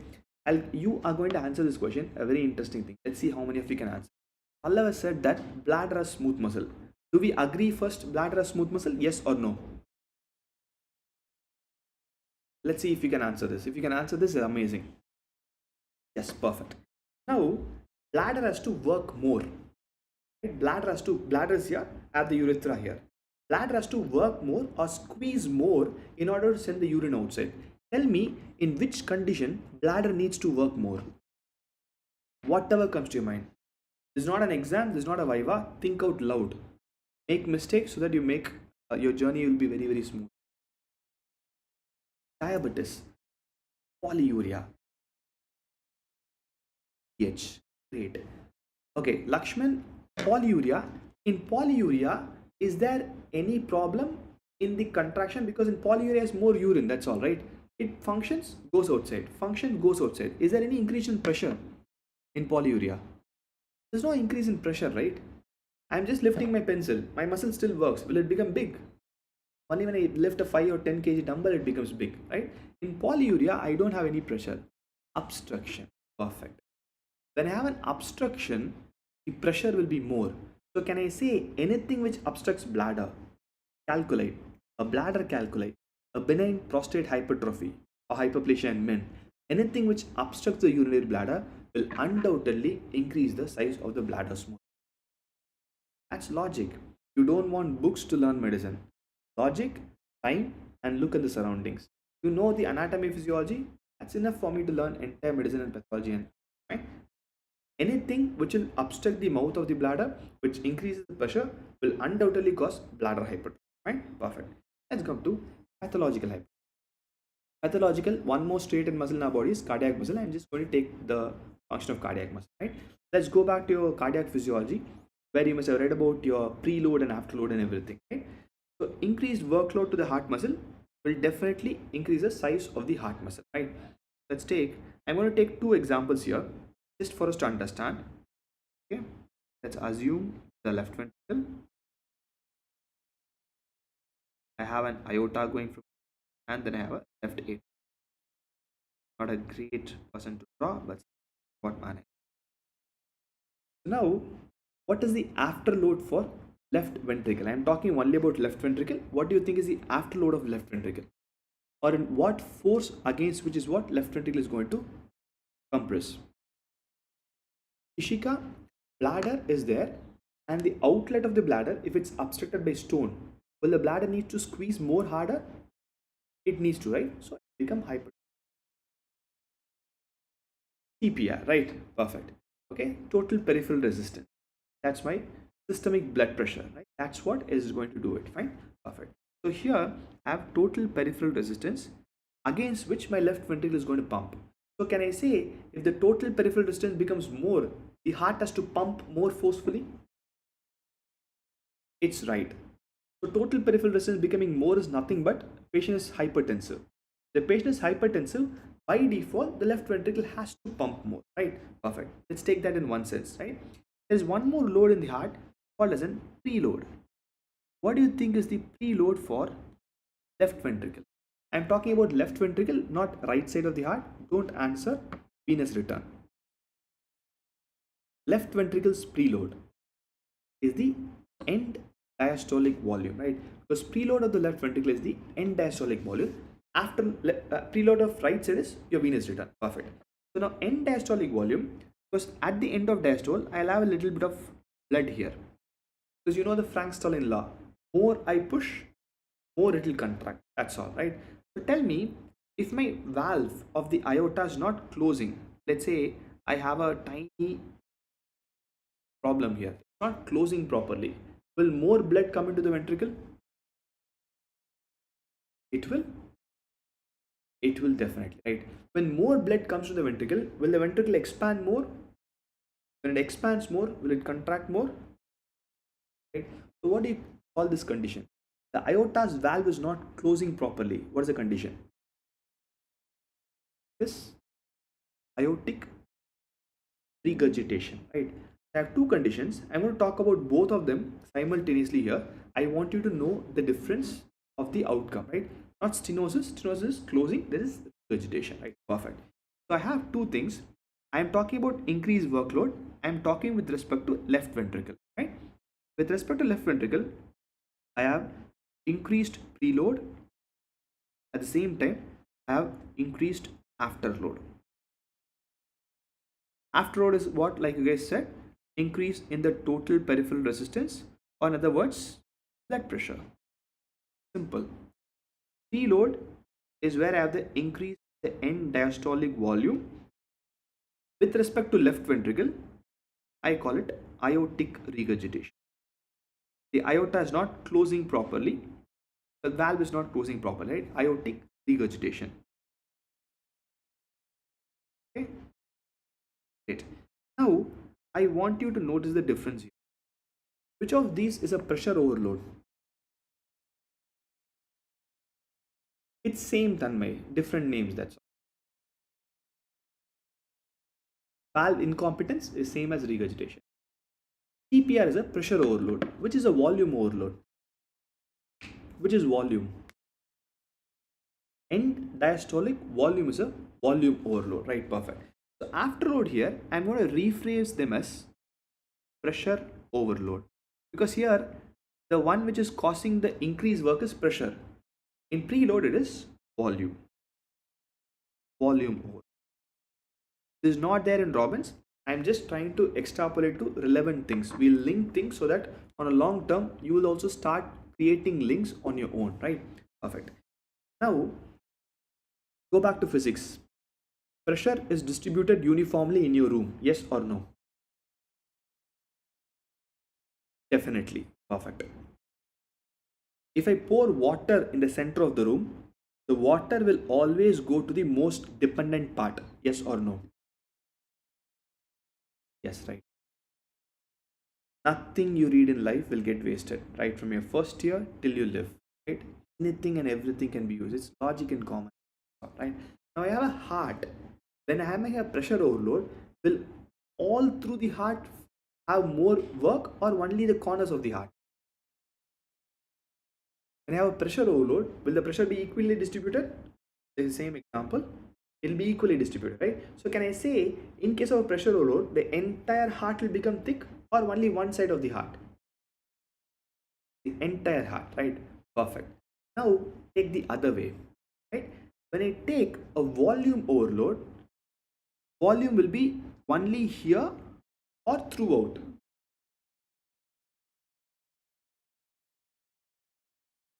And aortic regurgitation is aorta's valve is not closing properly. Causes you will read when you go to medicine, right? It's not closing properly, so blood is coming inside more.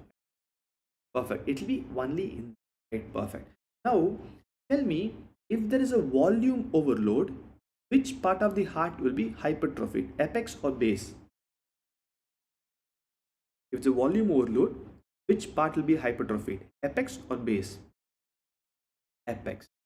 That's an MCQ, that's all. When I have an apical hypertrophy, I think of a volume overload. In other words, when I have a concentric hypertrophy, I think of a pressure, right? Why do we need to learn medicine when we go to medicine? We just extrapolate things, right? So it's a volume overload. In other words, we call it an apical hypertrophy of heart. That's what will happen. Or in other words, I can also call it apex, corner. Do you know any other word? One is throughout, that is concentric. What is the opposite of concentric? Not throughout. What do you call it? In the corner, what do you call it? You call it eccentric. Apical or an eccentric cardiac hypertrophy. These are just technical terms. It's the corner, that's all. You can call whatever you want. If you say apical hypertrophy also, you're 100% right. Eccentric, but here it's throughout, it's pressure, it's throughout, and it'll call concentric cardiac hypertrophy. Both are cardiac hypertrophy only. Why I'm telling this is, when you go to final year, you might find an X-ray or an ultrasonogram of the heart or the echocardiogram of the heart. Based on the appearance, you should be able to say, if it's concentric hypertrophy, the problem is hypertension. If it's an eccentric hypertrophy, the problem is aortic regurgitation. The goal is to diagnose patients, treat patients. The goal is not to clear the exam. Exam you will clear. You have completed first year. Can you clear exam without doing anything? Can. Undoubtedly you can. Goal is the patient, not the exam. Now, I have taught you only one thing, right? You have to come outside of NCRT. First thing, you are in a college. College, people don't spoon. I'll teach you concepts. When I say concepts, I'll teach you only one thing, and I want you to remember everything across. Now we talked about left ventricle. Can we change the left ventricle to right ventricle? What will cause right ventricle pressure overload? Which disease? Systemic hypertension or pulmonary hypertension?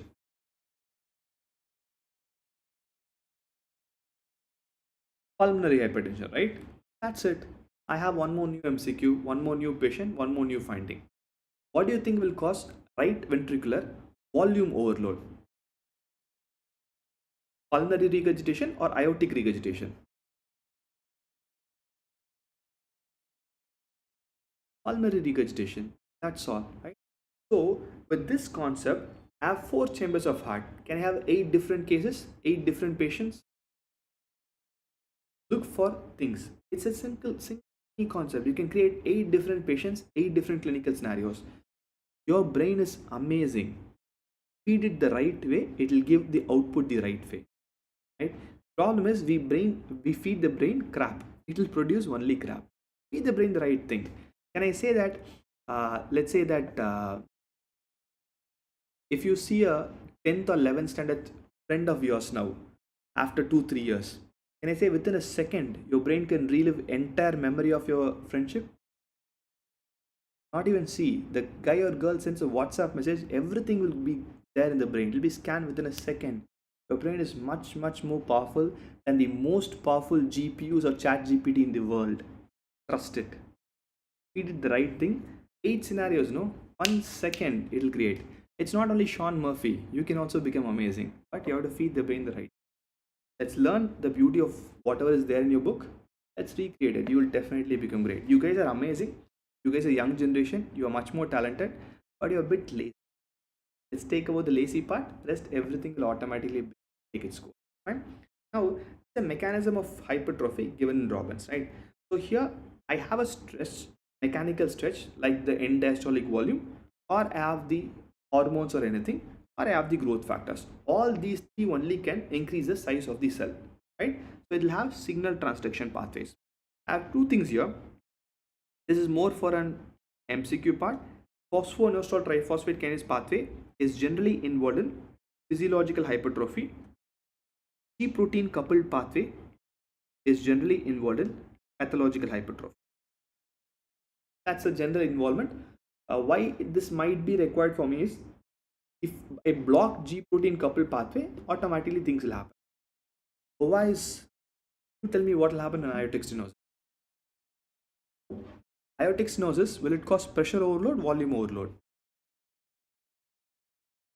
Pressure overload. It will behave the same way like hypertension.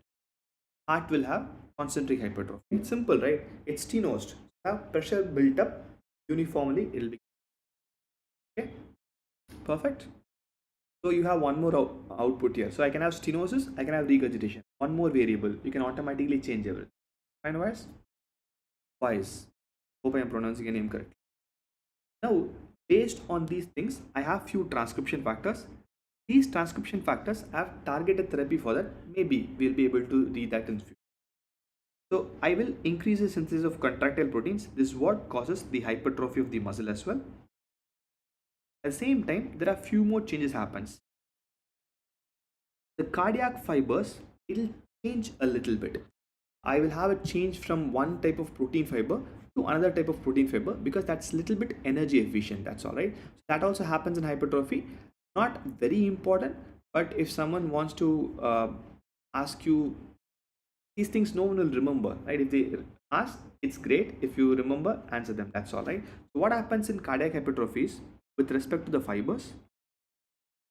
The alpha myosin heavy chain is replaced by beta myosin heavy chain, right? The alpha isoform will be replaced by beta isoform because beta isoform is little bit more efficient. because I'm having a very thick muscle.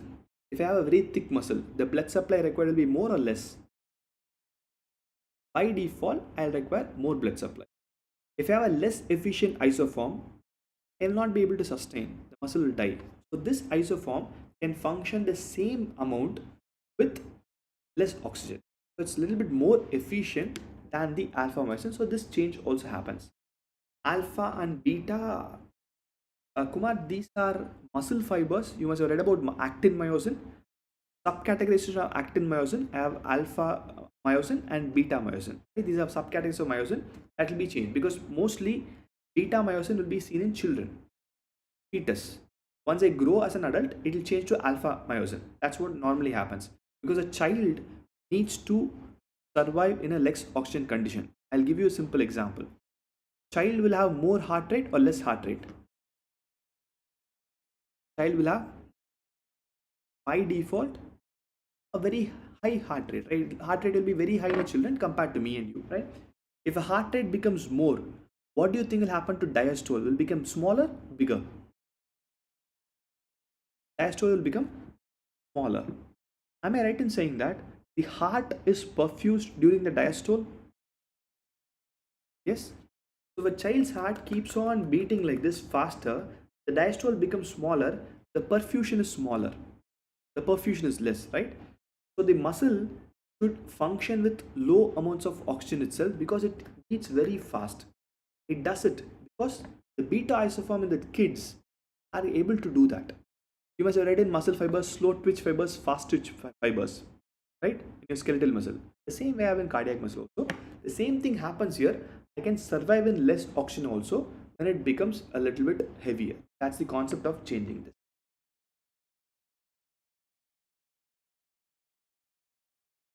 Okay. So we know about the molecular changes, right? Last but not least, microscope. Microscopy is the most difficult thing, right? Always look into the slides to diagnose things. And make sure that you don't look into the slide number. Look into the slide and we can understand. So what is the stain used in pathology or in histology?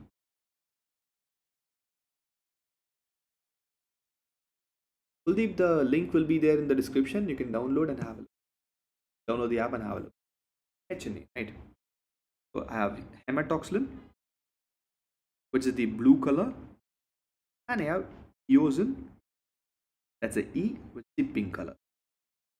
Remember this forever till you have to see slides. In HNA, I have only 3 colors. If there are 3 colors, or 2 colors basically, pink and blue, life should be very, very easy. There are 100 colors, that's the reason to confuse. I have blue. Blue is nothing but your RNA or DNA. Whenever there is nucleic acid content, it becomes blue in color. Pink, rest everything in my body will be pink. Clear, whenever it's clear in microscopy, the first thing I'll think of is fat. There are a few more differential diagnoses. We'll look into that for after some time. Fine. So these are the only 3 things I want you to remember. Any slide you see, blue is your nucleus, pink is rest everything in the cell, and clear is something which is like a fat. Fine. Okay. Yes, Kuldeep. Okay. Now, if you look at this cell, can I say I am circling few things? Tell me what are they? Are they nucleus, cytoplasm? What are they? What's the color? Based on that, let's come to a conclusion. They're all nucleus, right? All of them are nucleus, right? Perfect. Yushika. All nucleus. Perfect. Now tell me, I want you to tell me again, this nucleus is round or elongated?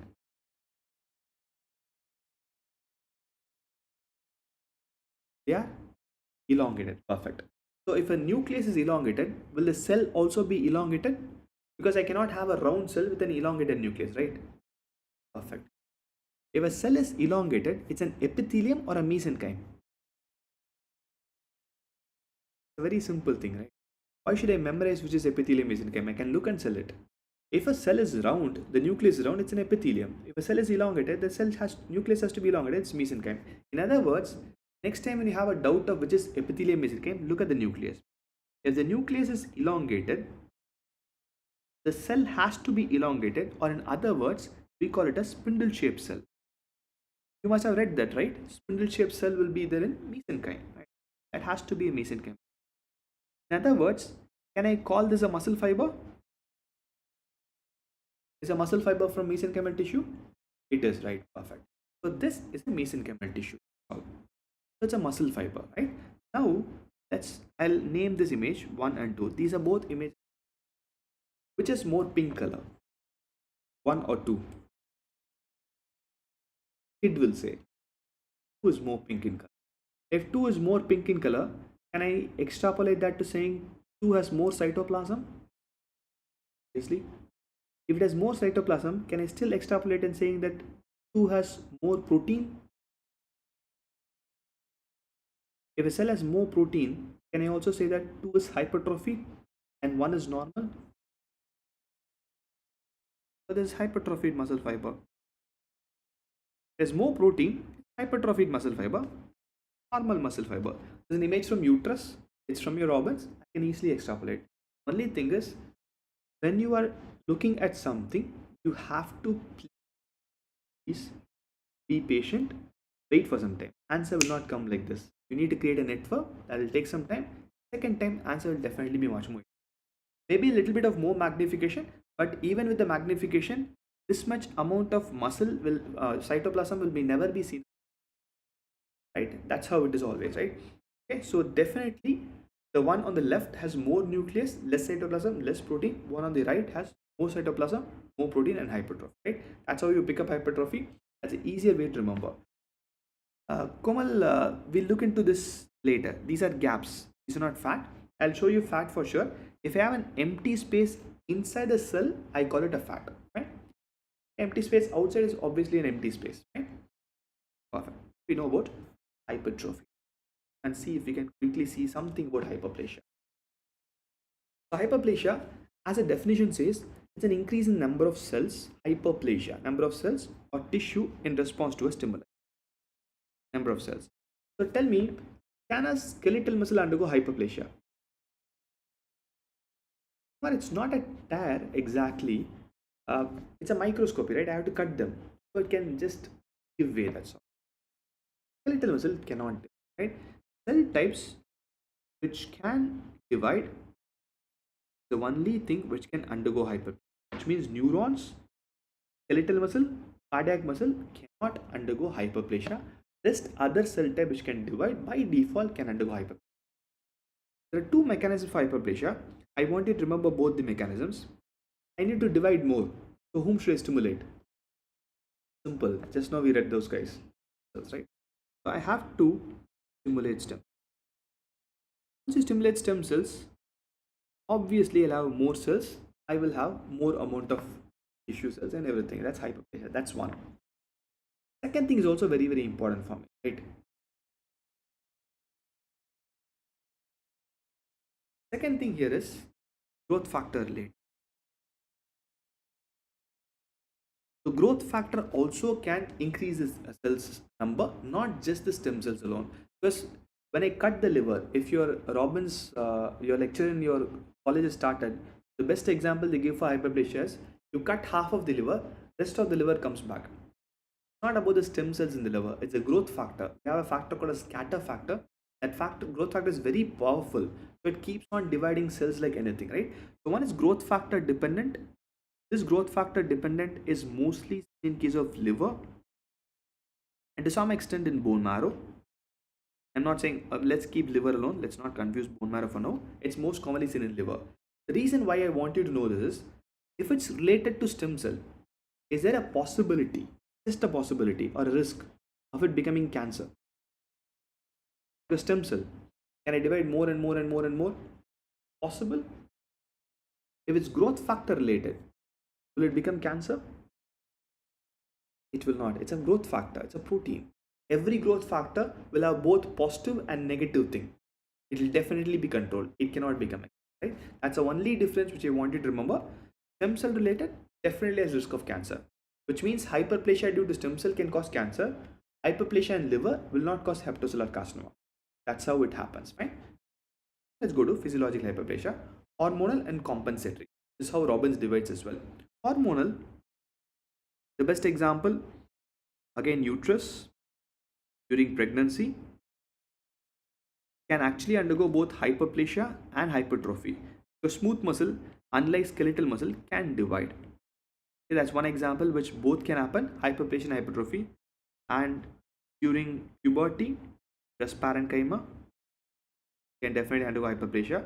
But these two are irrelevant. I'll tell you why irrelevant. Proliferative phase is very important, Bhumika. I'll come to that. These two are irrelevant, but it is there in Robbins. I don't want you to write this first. Whatever I want you to write first is this. Like Bhumika said, the proliferative phase of endometrium, which is related to your hormone estrogen. Tell me, which doctor will be worried that uterus becomes big during pregnancy or breast becomes big during puberty? Yeah, that's normal, right? I don't want it. And this will not become abnormal. So the child will be born, it'll come back to normal by default, right? So I don't require that. I don't want it. If none of the doctors are worried about it, I don't want medical students to worry about it. It's normal. It's a part of life, that's all. But this is important for me. I'll tell you why soon. Compensatory hyperplasia, like I said, liver. Liver, if one half of the liver is cut, the other half will come back, right? Liver after, let's say, partial hepatectomy. Partial hepatectomy means I'm removing one half of the liver. The other half will definitely produce the liver back. In other words, let's say you have a trauma. You lost 10 ml of blood. Will my body produce that? Use bone marrow. Getting BM for bone marrow again. Bone marrow also can have compensatory hyperplasia. It can happen due to many conditions, but I'm just giving a simple example of trauma. Trauma, and you lose blood, automatically it will be replaced by your compensatory hyperplasia of bone marrow, right? Now, very carefully, both compensatory hyperplasias most of the time happen due to growth factors. It will not happen due to stem cells if it's due to a trauma, right? I'll tell you why this is important. Like I said, it might not cause cancer because I have a trauma. I lost 10 ml of blood. After replacing 10 ml, will bone marrow keep quiet or it will keep on producing more and more and more things? The stimulus is gone. Will it keep on producing more things or it will stop? It will stop. So if it stops, why should I go and change the genetic metabolism, stimulate a stem cell and produce things? I will easily use a growth factor to produce things. Same with liver. Partial hepatectomy, let's say one lobe is removed, caudate lobe is removed. I produce a caudate lobe, will I still grow or will I stop? I'll stop. Whenever the stimulus is short-lived, it's mostly growth factor dependent, mostly will not cause it. Whenever the stimulus is long-lived, stem cell change also happens and that might cause cancer. Okay, great. Now let's go to pathology. Examples, all three are very simple examples. Endometrium. So you guys said that estrogen causes endometrial hyperplasia. Estrogen causes proliferative phase of endometrium, the proliferation. After ovulation, what happens to estrogen? It reduce or it will still be elevated? Undoubtedly, it will be reduced. It has to be reduced, right? Let's say that if a person's estrogen is not reduced, compensation means I am losing something, it compensates. I am losing blood, my bone marrow compensates. I am losing a half of the liver, my liver compensates. That's what compensation is. So now I'm having conditions of hyperestrogenism. That's not normal. That's why I have put them under pathological. When there's pathological hyperestrogenism, obviously there'll be more amount of endometrium proliferation. So we call it them as endometrial hyperplasia. There are many examples of hyperestrogenism. PCOD is a classical example, right? Like Bhumika said, I'll have a little bit of more estrogen. Anovulation, more estrogen. Can I say that adipose tissue converts active estriol? More estrogen. Obesity. Obesity is an example. You guys must have heard about PCOD, right? Even if your physiologists and gynecologists don't teach you PCOD, Instagram influencers will teach, right? No degree, but can talk about PCOD. Please, if you are good in talking and producing reels, you guys have to create medical education reels. There are people who don't have any basic knowledge of medicine becoming highly popular and dictating the terms for patients. You guys who have knowledge of medicine do that, right? These are few examples. Right? I'm producing any condition which has hyperestrogenism, right? So here, obesity is a problem because it is chronic. Chronic means it's there for a very long time. Because obesity, you know the reason, will not stand up and work. That's why obviously obesity is a silent pandemic being there for a very long time. So in case of obesity, can I say this will be uncontrolled? It will stay there for a very long time. Because PCOD I can treat, even tumors I can treat, but obesity very difficult to treat, right? Here it is persistent stimulation. If it's a persistent stimulation, what's the risk? Will stem cells will come into place or will not? It's there for 2 years, 3 years, 4 years. Will stem cells come into play? Definitely stem cells will come into play. If stem cells comes into play, what do you think will happen? There's a risk of cancer. The risk of neoplasia. If it stays there for a very long time, by default a risk, right? It's a problem.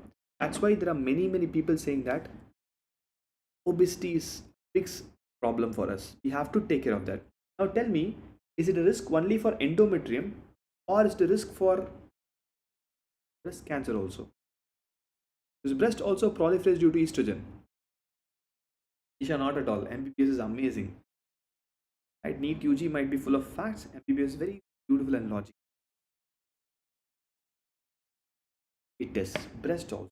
In other words, can I say any hormonal dependent tissue will have a risk of cancer when there is hyperestrogenism? It will have, right? That's how it is. To read, don't read this alone. Link to everything, whatever you know. All of them will have the same risk of having the tumor formation. Prostate. Prostate is with more testosterone. Testosterone and its product called as dihydrotestosterone. Right? This will increase the benign prostatic hyperplasia. As for now, remember this as a fact. I'll tell you more in detail when we go to prostate. Right? BPH is not a direct risk of for prostate cancer, for prostatic adenocarcinoma, or for a prostate cancer. As of now, just remember this as a fact.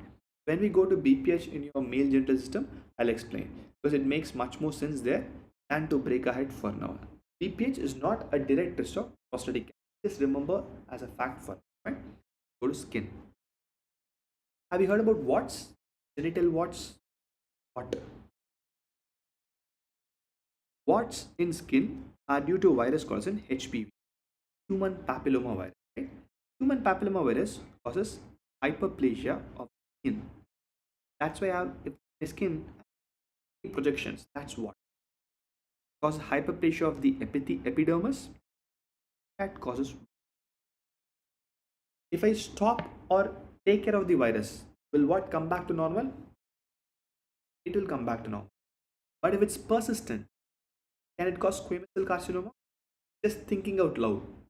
What? The virus, human papilloma virus, causes hyperplasia of epidermis. I'm not removing this. Can it cause cancer? It can.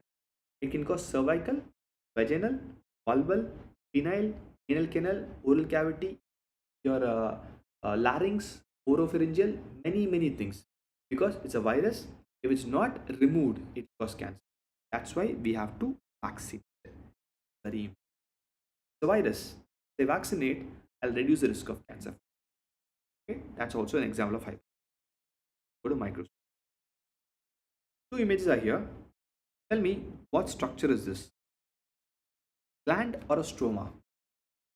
Whatever comes to your mind, gland or a stroma? Simple, right? First year itself, you are experts in these. These are glands. The gland. Tell me one, two. Which has more glands? Most of the conditions, yes, hyperplasia is always there is a risk of cancer. Which has more glands, one or two? By default two. Now tell me which is hyperplastic. who's hyperplasia, right? If you know what to look for, microscopy becomes very. You don't know what to look for, it's always pink, right? Obviously, this is a case of an endometrial hyperplasia, and this is a normal endometrium. So, if at all, if someone asks you in an exam, how do you know it's a normal endometrium? If the gland is to stroma is the one which is seen surrounding the gland. If it's 1:1 ratio, 1 unit of gland, 1 unit of stroma, it's normal. If there is more increased glands than stroma, I'm going to call it an endometrial hyperplasia. As simple as that. If it keeps on having the same stimulus, it can become a very, very simple extrapolation. Anything what you have in the pathogenesis, if you remember that, automatically outcome will be fine. So, Nisha. Yes, estrogen is also increasing granulocytic, right, Bhumika? That's about your hyperplasia and hypertrophy. So there are few things. You can connect me with my WhatsApp. I'm not very active on WhatsApp. I am pretty much active on Instagram because your generation is becoming active on Instagram. And I'll reply to you. If I don't reply to you, just put a question mark so that the message comes on the top. I'll definitely reply to you most of it. This is the Telegram group for the 2023 batch students. They have all the workbooks, the annotated PDF I'll put here, as well as in the PW channel, and you can get it from there. This is a private group just for now. Class. Just a second. I'm sorry. Okay. Okay, it's a private group for now. And the link of that will be in the ping me on WhatsApp or Instagram. I'll send you the link. Fine. That's for today. See you guys. If there is any queries, do let me know. Sorry for the uninterrupted delay. That was, I don't know what to say that. That was my kid. Okay. Yes, obesity will increase the risk of carcinoma because obesity will activate estrogens, the active component that makes it more proliferative, which increases the risk of cancer.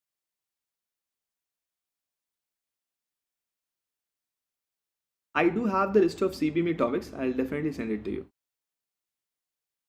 Polycythemia, there are two things in polycythemia albuto. Albuto polycythemia can be reactive as well as neoplastic. If it's reactive, it can stop. If it's non-reactive, if it's neoplastic, it's a cancer.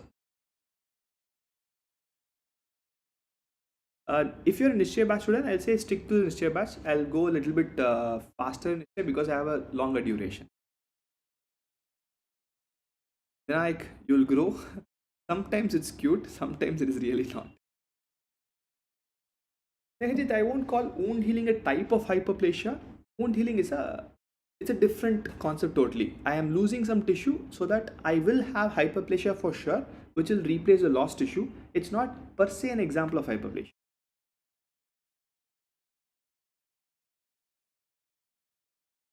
We do have a focused FMG batch for TND for this exam going. If you are a MBBS student in your second prof, FMG and IMG both are same. The same lecture. No Mad Max, not all of them.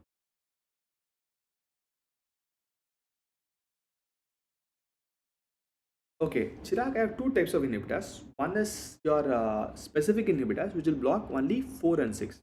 Other is the non-specific ones, which can block all of them. I have just two defined things because 4 and 6 is more important for me to block. So I have a separate or a little bit more power for that. That's all. What is plasticity, Komal? What do you understand by the term plasticity? Because plasticity is a property of a stem cell. I can become anything, that's plasticity, right? Hypertrophy is totally different. It's increase in cell size, that's all. It will not become a different cell.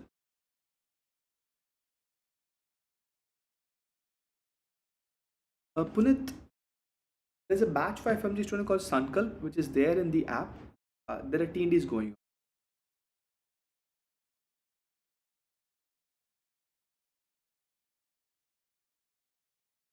Physiological hyperplasia is nothing but in a normal endometrium, due to your estrogen in the proliferative phase, the endometrial glands proliferate. That's an example.